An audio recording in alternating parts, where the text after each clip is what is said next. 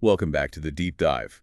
We've got quite a stack of recent sources for you today, looking at news and analysis from around June 15th, 2025. Yeah, it's a real mix this time. We're touching on everything: space, science, defense, the economy, environment, even sports. All looked at through the lens of what's happening right here in India. And our goal, as always, is to sort of cut through the noise for you. We'll pull out the key insights, break down the tricky concepts. Really get to the so what Yeah. behind the headlines. Mhm. Help you get properly informed, maybe with a few surprising bits along the way. Exactly. Think of it as a shortcut. So here's what's on the menu today. We'll start with a delay in a pretty significant space mission involving India. Right. And then we'll zoom right down from space to Earth, looking at some fascinating spider discoveries. Then we switch gears to analyze India's strategic messaging during a recent military op. After that, something closer to home, propose new rules for your AC unit. Might affect how cool you stay. Definitely.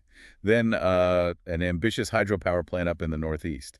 We'll also celebrate a really unique Indian export, first of its kind from that region. And look at a cool green method for recycling valuable metals. Plus, cheer on some Indian sports stars who did brilliantly. And finally, see how vital weather warnings are reaching some of the most vulnerable people in our cities. Quite a journey ahead, covering a lot of ground. It is. So let's dive right into the first source. We're talking about the Axiom 4 mission. Now, people know NASA, ISRO, but this involves a private company, Axiom Space. Tell us about these commercial missions. Right, so commercial space is basically private companies like Axiom Space in the US running missions. They often work with NASA and use launch providers like SpaceX. To go to places like the International Space Station. Exactly, sending private astronauts, researchers. It's different from the purely government-run missions we're used to historically. Okay. And the news from our sources around June 15th was about a delay for Axiom's fourth mission, AX-4. What exactly happened there? Yeah, the AX-4 mission, which is a big deal for India because Shubhanshu Shukla is on the crew, got postponed indefinitely initially back on June 10th. Indefinitely why?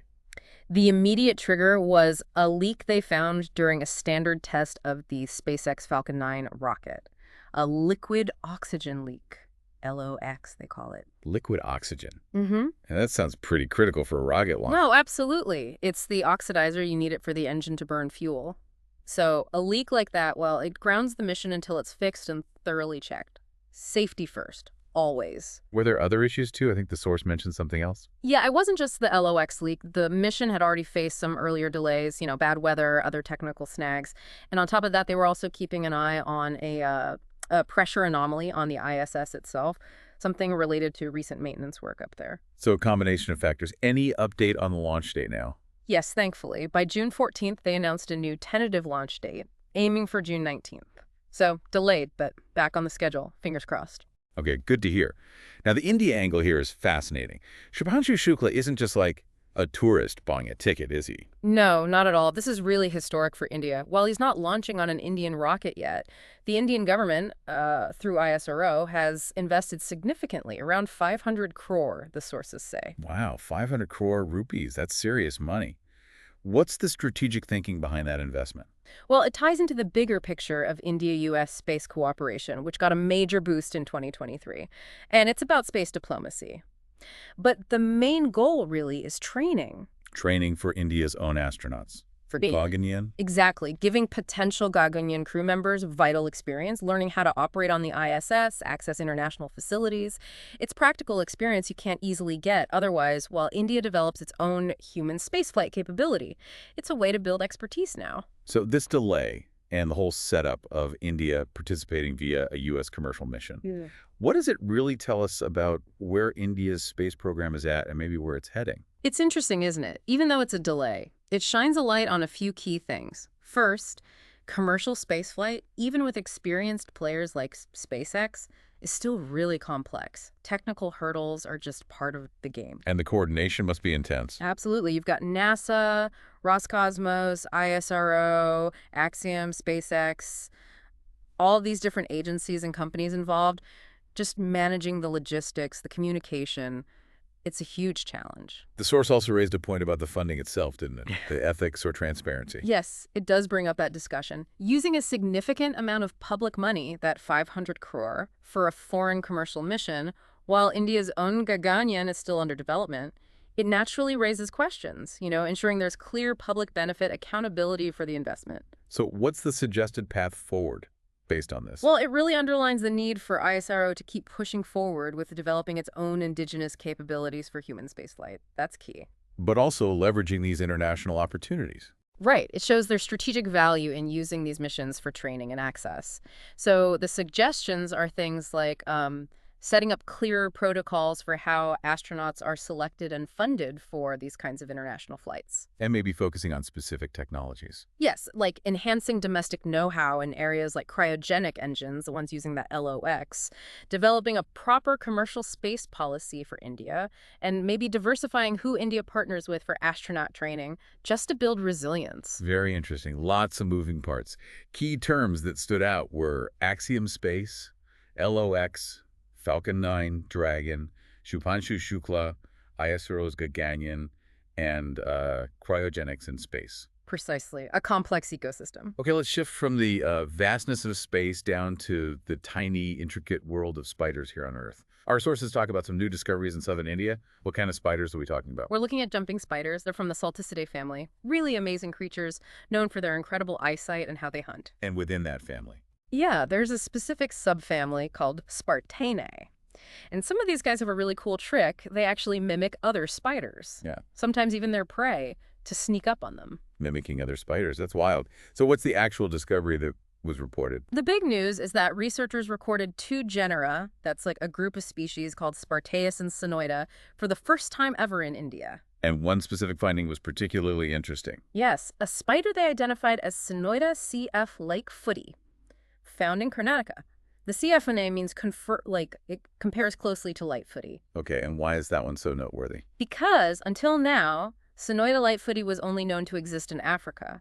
So finding it, or something very close to it in India, raises big questions. Like, how did it get there? Exactly. Is it a natural expansion of its range that we just didn't know about? Or was it accidentally introduced? Which could potentially make it an invasive species. We don't know yet. A spider possibly hitching a ride from Africa to Karnataka. It's quite something to think about. It really is. The research also cleared something up, taxonomically speaking. Taxonomy. The science of classification, right? Correct. They found that an Indian species described back in 2005 called Marpisa gangasagarensis is actually the same species as one described way back in 1900, Phaeacius fimbriatus. These kinds of revisions are vital for keeping biodiversity records accurate. So with these new finds and clarifications, what's the updated count for these Spartanae spiders in India? India now officially lists 15 species across 10 genera in this subfamily. And the expert quoted, Mr. Caleb, he really emphasizes how this shows just how much biodiversity is still waiting to be discovered, even in places we think we know well in India. Right. So why should you, the listener, care about finding new spiders? What's the bigger picture? Well, it highlights some pretty fundamental challenges. One, India's biodiversity is vast and honestly still largely undocumented, especially in certain regions.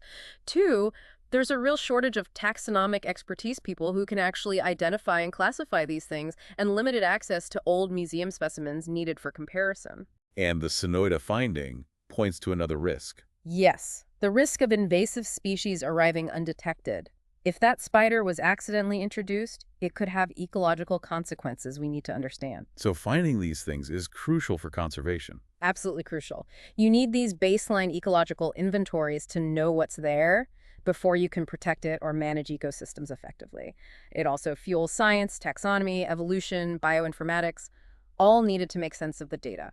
Plus, it strengthens our biodiversity surveillance overall. So what needs to happen to address these gaps and build on discoveries like this? What's the way forward? The sources suggest a few key things. More funding and support for taxonomic research is critical, supporting institutions like the Zoological Survey of India, ZSI, and the Botanical Survey of India, BSI. Making old collections more accessible. Definitely. Digitizing museum collections is vital, maybe even using AI to help sort through images and data. Building a proper national spider database would be a huge asset. And getting the public involved. Yes, citizen science. Engaging local communities, students in mapping biodiversity.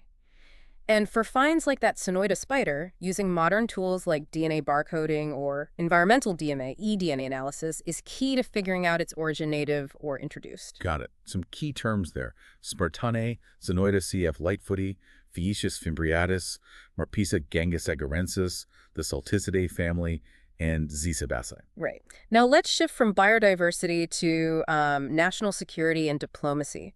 Our sources look at something called Operation Sindoor and India's strategic communication around it. Okay, Operation Sindoor. What was that exactly? It refers to India's military response after a terror attack that happened in Pahalgam back on April 22nd. And the analysis we're looking at draws insights from Shiv Shankar Menon, the former national security advisor. So a very experienced perspective. Right. And what's the main takeaway from his analysis about how India handled Operation Sindoor? The core point is a bit of a disconnect. While the military action itself was seen as effective, strong, the communication strategy around it, that apparently lagged behind. Meaning, Pakistan arguably got the upper hand in shaping how the world initially saw the events. They controlled the narrative better in the early stages. So, success on the ground, but maybe a loss in the information war. That seems to be the assessment. And the source is pretty direct in criticizing how some parts of the Indian media handled it, spreading unverified reports like fake news about bombings in Karachi. And that hurts credibility. Big time. That kind of misinformation damages India's standing internationally when you need to be seen as reliable. What about the diplomatic angle? Did India fail to get international backing? The analysis is more nuanced there. It's not so much that India failed in isolation. It's more that other countries, China and Turkey are mentioned, specifically acted based on their own strategic interests. They strengthened ties with Pakistan not because of the rights or wrongs of the situation, but because it suited their own agendas. Realpolitik in action. And the source flagged a bigger strategic shift. Yes, a really important one. The increasing military integration, shared doctrines, joint exercises between China and Pakistan, it's becoming less like two separate threats and more like a single, coordinated two-front challenge for India. That sounds serious. It is. The conclusion drawn is that India shouldn't just assume it will get international support during conflicts, especially if it prefers bilateral solutions. Other countries will, follow their own interests. That's a sobering thought. Why is this analysis important for people listening? Because in today's world, how information is managed during a conflict is almost as important as the conflict itself. It's information warfare. This highlights critical issues. The need for effective strategic communication, the reality of that evolving two-front threat, the hard truth about global politics being driven by self-interest, and the huge responsibility the media has in reporting conflict accurately. Unverified news can really harm the national interest. Underscores the need for joined-up thinking. Absolutely. Across military, diplomatic, and media channels, you need a unified approach. So what's the recommended way forward from the sources? How can India improve on this? Well, setting up a dedicated national strategic communications cell is one key suggestion, something that can manage India's narrative quickly and credibly in a crisis. And the media aspect. Training journalists specifically on responsible conflict reporting to avoid spreading misinformation.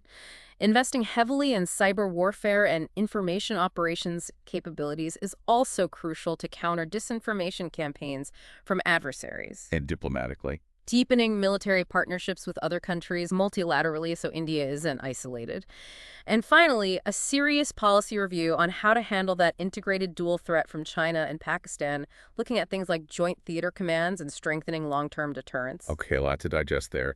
Key terms included Operation Sindoor, strategic communication, Shiv Shankar Menon, that phrase mowing the grass, referring to recurrent military action, the two-front threat, and FATF, the Financial Action Task Force, used for pressure on terror financing. Right. Now, moving from high strategy to something very practical, propose changes to how your air conditioner works. New temperature control norms for 2025. Yes, very relevant topic, especially with the heat. These come from the Bureau of Energy Efficiency, BEE, right? Under the Ministry of Power. Correct. The Union Power Minister, Manohar Lal Khattar, announced the proposal. And the big change is that new ACs would be hardwired to operate only between 20 degrees Celsius and 28 degrees Celsius. Hardwired, so you literally couldn't set it lower than 20 or higher than 28. That's the idea. It's a significant step beyond what we have now. Remember, in 2018, there were just voluntary guidelines for commercial places suggesting 24, 26 degrees. And then the 2020 rule. Right, that made 24 degrees the default setting on new ACs. But crucially, you could still change it yourself. This new proposal locks the entire operating range. Why such a strict measure? Energy conservation, plain and simple. AC usage is projected to skyrocket. The sources give some stark numbers. India's power demand just from ACs could hit 200 gigawatts by 2030. That's massive. When is it? Around 50 gigawatts for cooling, roughly 20% of the peak national demand. But here's the kicker. Only about 6% of Indian households even have an AC right now. So as more people buy them, demand will explode. Exactly. That penetration rate is set to rise dramatically with economic growth. We need to manage that energy demand proactively. Other countries do similar things, like Japan promoting a 28-degree default in public buildings. Okay, it makes sense from an energy perspective. But locking the temperature, surely that faces challenges. Consumer pushback. Absolutely. That's the main hurdle. People might not like losing control over their comfort level. Then there's enforcement. How do you actually check compliance in millions of homes? And India's climate isn't uniform, is it? Not at all. Yeah. A fixed 2028 range might feel very different in humid Mumbai versus dry Delhi or in the cooler hills.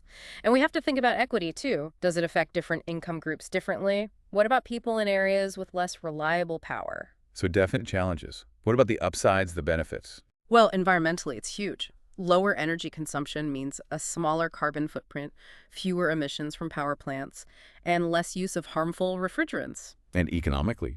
Lower energy import bills for the country, less strain on the electricity grid during peak summer demand. But socially, there's that potential for discomfort or discontent in really hot places. And it's a big test for governance, implementing this kind of rule at the household level. What do the sources suggest for making this work? A gradual approach, maybe? Yes, a phased implementation is suggested. Maybe start with commercial buildings, government offices first, before rolling it out to homes. Incentives. Subsidizing highly energy-efficient ACs that meet the new standards could help. Developing smart ACs that can maybe adjust slightly based on humidity or occupancy while still staying efficient is another idea. And looking beyond just the AC unit itself. Definitely. Promoting passive cooling and building design, better insulation, green roofs, ventilation is crucial long-term. Running public awareness campaigns to explain why 24-28 degrees is beneficial helps too. And maybe tailoring the specific range slightly for different climate zones within India. It all fits into India's National Cooling Action Plan, the NCIP. Right, so key things there. BEE, the 2020 default setting, the 2025 hardwired proposal, 2028 degrees, NCAP, Japan's policy, India's low AC penetration, 6%, and that big 2030 cooling load estimate, 200 GW. Okay, from regulating appliances to planning massive infrastructure, let's talk about Arunachal Pradesh declaring 2025-2035 as its decade of hydropower. Hydropower, using water to generate electricity. Arunachal has huge potential, right? Yeah. What's the big idea behind this decade-long push? Huge potential is right. Estimates are around 58,000 megawatts. The declaration signals a major push to harness this over the next 10 years. The aim is to create a stable policy environment, attract investment, and use all that power to boost industrial growth in the state. What kind of numbers are they hoping for? Revenue, investment? They're projecting pretty significant annual revenue for the state, about 4,525 crore from 2035 onwards. The total investment needed is vast, around 2 lakh crore. Ongoing projects alone are expected to add 19 gigawatts. And the state gets some direct benefit from the power generated. Yes, through what's called the Free Power Clause. Arunachal gets 12% of the power generated free of cost, plus another 1% specifically earmarked for local area development. They're also setting up an escrow account, basically a secure account, to manage this revenue transparently. Arunachal is strategically important, too, with the Xiang River flowing through it. Any specific big projects mentioned? Yes, the massive Xiang Upper Multipurpose Project, SUMP. It's planned for 11,000 milliu. It's been a national project since 2008, but faces a lot of local resistance. Resistance due to displacement fear. Exactly. Fear of submergence, loss of land, and livelihoods. So the state cabinet is now stressing the need for proper dialogue, fair compensation, and really detailed surveys before moving forward. They're even planning new towns, Giku and Yingkyung, and a necklace road potentially above the submergence zone. And this Xiang River connects to geopolitics, because China is building dams upstream on the same river, the Yarlung-Tsangpo. Precisely. China's massive dam building on the Yarlung-Tsangpo is a major worry for India water flow security implications. So developing hydropower in Arunachal is partly seen strategically as asserting India's rights and presence on the river system, a counterbalancing move in a way. So this decade of hydropower is about much more than just electricity generation. What are the core issues and impacts? It's incredibly complex. You've got the huge issue of displacement and livelihood loss for indigenous communities. That's a major social challenge, ensuring fair R&R, addressing cultural concerns. And the environment. It's the Himalayas, after all. Right. The ecological fragility of the Himalayas is a massive factor. The impact of large dams on river ecosystems, biodiversity, even seismic risks. These are critical concerns. Then add the China factor, the geopolitical sensitivity. And domestically, these big projects often get bogged down in bureaucratic delays, environment clearances, forest permissions, tribal affairs, ministry involvement. Sounds like a classic development versus environment versus social impact dilemma. It really is. The impacts span governance, center-state coordination, the economy, revenue, jobs, environments, sustainability, and strategy, water security, China. A real balancing act. What's the suggested approach to navigate this responsibly? The sources emphasize getting genuine informed consent from communities, making rehabilitation and resettlement plans truly transparent and fair. Strengthening environmental safeguards with rigorous independent impact studies is non-negotiable. Using the revenue for local benefit. Yes, establishing a dedicated state hydro fund, maybe using that escrow account, to channel revenue directly into local development schools, healthcare could build local support. Linking the hydropower to India's clean energy goals for the grid and maybe green hydrogen production adds value. And strategically, it needs ongoing diplomacy with China on water sharing, while firmly securing India's own stake. Okay, that covers the hydropower plan. Key points: Arunachal's potential, 58,000 mW, free power, 12% plus 1%, projected revenue, SUMP, China's Yarlun Sangpo project, escrow accounts, and the new towns Gokui and Gyeong. Right. Now, from huge infrastructure to something much smaller scale, but with global reach. Cherrapunjijin. It's Northeast India's first alcohol export. Cherrapunjijin. Sounds intriguing. A craft spirit from Meghalaya. Exactly. It taps right into that global trend of craft spirits. You know, small batches, traditional methods, and especially unique local ingredients. It's all about origin, branding based on place, much like GI tags. And gin itself is having a global moment, with stories and local botanicals being key selling points. And this gin has hit a major milestone for the region. A historic one. It was announced on World Gin Day, no less, that it's the very first alcohol brand from anywhere in Northeast India to be exported internationally. That's fantastic. Where is it being sold? Currently in parts of the EU, and they've got plans for Japan, Thailand, and the UK, so aiming for key premium markets. What makes it stand out on a crowded global shelf? What's unique? Its story is really tied to its origin. It's actually distilled using rainwater harvested in Sora and Mawsynram, literally some of the wettest places on Earth. Rainwater gin. Seriously. Seriously. And then the botanicals are all local, indigenous to the region. Things like Kaji Nemu, which is a type of Assam lemon, Kasi mandarin oranges, so merit pepper, smoked black cardamom, even pine smoked tea. Really distinctive flavors. Wow, that's a strong identity. I heard the packaging is special, too. It is. They use military-grade stainless steel bottles designed to be super durable and, importantly, reusable. That taps into the whole sustainability angle, which is big for consumers now, especially in premium segments. And it's already getting noticed. Awards. Definitely. The sources mention it's already won 13 international awards, including a Master Medal at the Global Spirits Masters and a Silver at the World Gin Awards. Pretty impressive start. The CEO also credited support from the Meghalaya state government, which helped them navigate the export hurdles. This seems like more than just one company's success. It feels like a potential model for the Northeast. I think so. It really shows the potential for rural entrepreneurship, for creating high-value export products from the Northeast, leveraging the region's unique biodiversity and culture. It's great for jobs, for local income. And the cultural aspect. Huge. It promotes local heritage globally. The sustainable model rainwater reusable bottles is also a great example. And it's definitely soft power, adding a unique flavor to India's global brand, specifically highlighting a region that's often less known internationally. What are the usual roadblocks for something like this trying to go global? Oh, plenty. Alcohol export regulations are notoriously complex and vary hugely by country.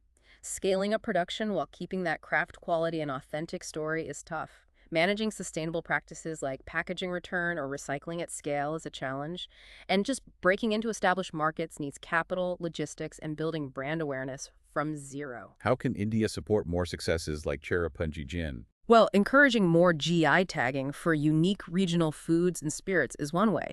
Maybe setting up craft export hubs, perhaps specifically in the Northeast, to provide practical support with Regulations, marketing, logistics. Incentivizing the sustainable side? Yes, incentivizing sustainable production, maybe linking craft spirits to the broader ethanol economy or promoting tourism around these unique local industries. Some even suggest a national craft spirits mission, like we have for tea or coffee, to help standardize quality and promote Indian brands globally. A really positive story. Key terms. Cherrapunji gin, those specific botanicals, Kajinimu, Kasi Mandarin, the stainless steel packaging, rainwater distillation, its international awards, and that global trend of hyperlocal ingredients. Okay, let's switch from craft traditions to cutting-edge green science.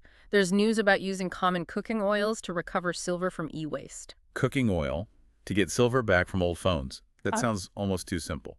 First, why is silver so critical? We hear more about gold, maybe. Yeah, but silver, while cheaper than gold, is actually used more widely in a lot of key technologies because it's the best conductor of electricity. It's everywhere. Electronics, solar panels, and especially now, electric vehicles. Right, you mentioned EVs earlier, driving demand. Massively. With projections of EVs becoming half of all vehicle sales by 2035, the demand for silver is set to soar maybe 170% increase overall. And all those old electronics getting thrown out, that's e-waste, or when you waste electrical and electronic equipment. It's full of silver. Getting it back is called urban mining. Okay, so loads of silver trapped in waste and huge demand. What's this new cooking oil method then?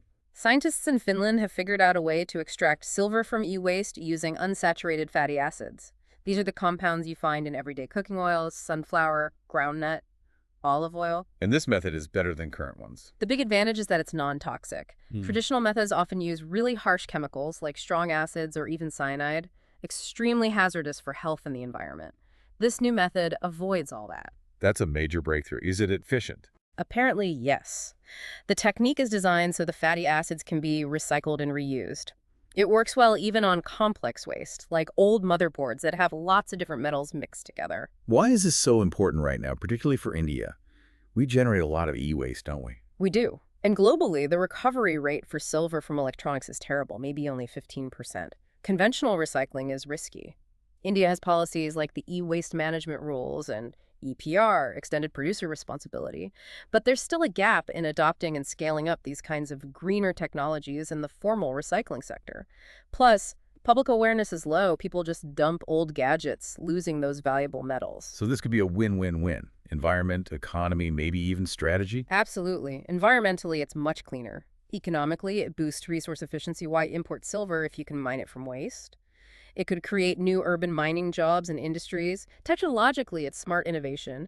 And strategically, it reduces dependence on imports for a critical metal, which feeds into things like the National Solar Mission and the FAME scheme for EVs. How do we get this from the lab into practice? Needs focused R&D funding to scale it up. Integrating urban mining concepts into city planning and waste management policies. Maybe setting up dedicated e-waste recycling clusters where businesses can share facilities and expertise. And getting people to recycle properly in the first place. Crucial. Educating consumers about the value in their old electronics, maybe incentives for returning them to proper channels, and finally developing clear national guidelines for using these fatty acid methods safely and effectively. Fantastic innovation. Key concepts. Silver's use in electronics in India, the new agent, unsaturated fatty acids, waste, and urban mining.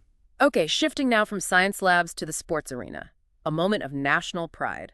Arya Borse and Arjun Babuta winning gold at the Munich Shooting World Cup. Gold at a World Cup. Always great news. Tell us about their win. Yeah, a brilliant performance. Arya Borse and Arjun Babuta clinched the gold medal in the 10-meter air rifle mixed team event. This was at the ISSF World Cup in Munich, Germany. ISSF is the global body for shooting sports. The mixed team event. Yeah. That's one man, one woman. Exactly. Paired up from the same country. Their scores get combined in the qualification round. Then the top teams go into the medal match, which is a head-to-head shootout round by round. And they beat a strong team in the final. They did. They overcame the Chinese pair, Wang Zhui and Shengli Hao, quite convincingly, actually, 17-7 in the final. What's impressive is that the Chinese pair had set a new world record score in the qualification round earlier. So India beat the world record holders on the day. Wow. How did India do overall in Munich? Pretty well. India finished third in the overall medal tally. 2 golds, 2 bronzes in total, behind China and Norway. Who won the bronze medals for India?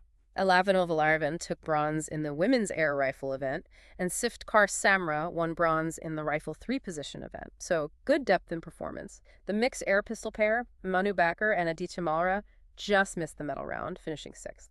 Why does a win like this matter beyond the medals? Well, it really boosts India's image in global sports, especially in an Olympic discipline like shooting, where we've had success before. It definitely encourages more young people to take up the sport. And the female medalists are important too? Absolutely.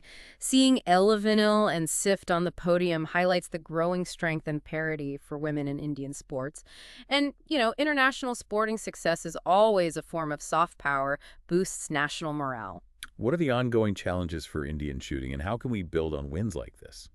The competition internationally is incredibly fierce, especially from countries like China and Norway who invest heavily. Athletes face immense pressure performing differently in qualification versus high-stakes finals. Infrastructure gaps still exist in training facilities across India.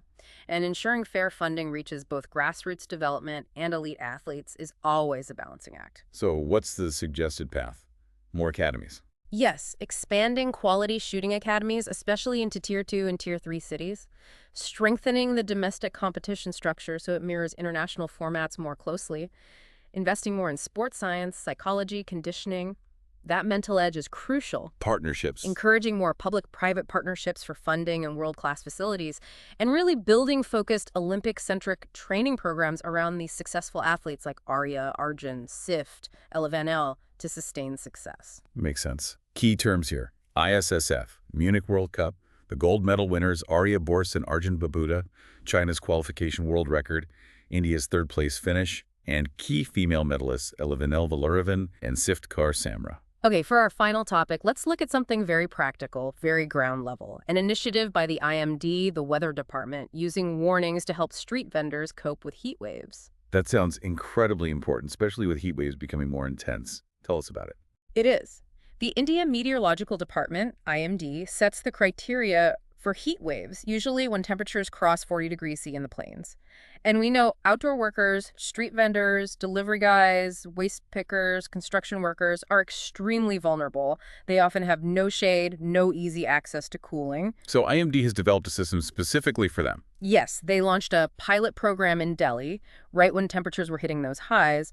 It targets these vulnerable outdoor workers directly using WhatsApp. WhatsApp alerts, how does that work? Is it just text messages? They're making it really accessible. The alerts go out to a specific group called Daily Bulletin IMD Citizens, and they use a mix of formats: Hindi voice notes, simple text updates, and easy-to-understand infographics. Voice notes in Hindi, that's smart for accessibility. Anything else? Yes, they're also trying out physical color-coded placards that vendors can display at their stalls. Like a red placard might mean extreme danger, orange means be alert, a quick visual cue. That visual element sounds really effective. Who's working with IMD on this? This pilot, launched around June 12th, is a collaboration. Greenpeace India is involved, and also some Delhi-based workers' unions. The whole idea is to get direct, daily, understandable forecasts and safety advice out, especially during sheet emergencies, to people who might miss traditional weather news. Why is targeting this group, street vendors, so vital? Because they are right on the front line of climate vulnerability, often lacking basic protection. There's a huge information gap. Standard alerts often don't reach informal workers effectively. Even with WhatsApp, there can be issues with smartphone access or digital literacy, and city-level heat action plans sometimes aren't specific enough or practical for the daily reality of these workers. So what benefits can a targeted system like this bring? It's huge for social equity, right? Bridging that information divide for high-risk, underserved groups. It boosts urban resilience, preparing communities better. Potentially, it's a public health intervention, reducing heat stroke, saving lives. And it empowers workers by involving their unions and communities in the system. How can this pilot be improved, maybe rolled out more widely? Well, the obvious step is scaling it nationwide to other heat-prone cities. Ensuring support in multiple local languages is key. And linking the warning to actual help. Absolutely critical. The alerts need to connect to tangible relief measures, information on nearby shade zones, locations of water kiosks, maybe guidelines for flexible work hours during the hottest part of the day. Also, formally including vendors in vulnerability assessments and support programs, and continuing digital literacy efforts so people can effectively use the information. A really practical example of climate adaptation reaching those who need it most. Heat concepts. The heat wave threshold, 40 degrees C, color coding, the IMD pilot in Delhi, the partners, Greenpeace unions, Yeah. and the WhatsApp platform name. Wow.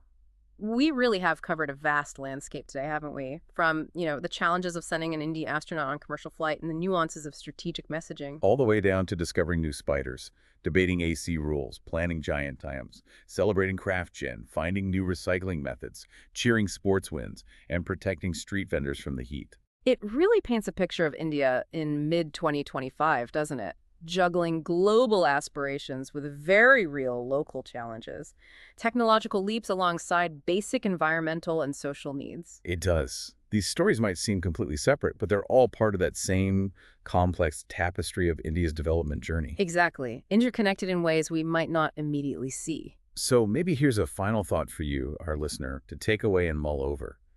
How do all these diverse threads actually connect? Think about the strategic value of data, whether it's for space missions or communication during conflict. Think about the ecological importance of one tiny spider species, the economic power of a local craft product finding a global market, the raw human vulnerability revealed by a heat wave, the national pride stirred by a gold medal. How do these seemingly disparate things, global ambition, local innovation, persistent domestic challenges, paint a picture of India's journey right now? What does this mix tell us about the world we're in and India's unique place navigating it all simultaneously? It's that complex interplay, isn't it? Local actions shaping global trends and global forces impacting everyday life right here. Something to definitely keep thinking about. We certainly hope this deep dive into the sources has given you some useful insights and helped connect a few of those dots. Thanks for joining us on this exploration today. We encourage you to keep exploring these topics on your own. That's all for this deep dive. Thanks so much for listening.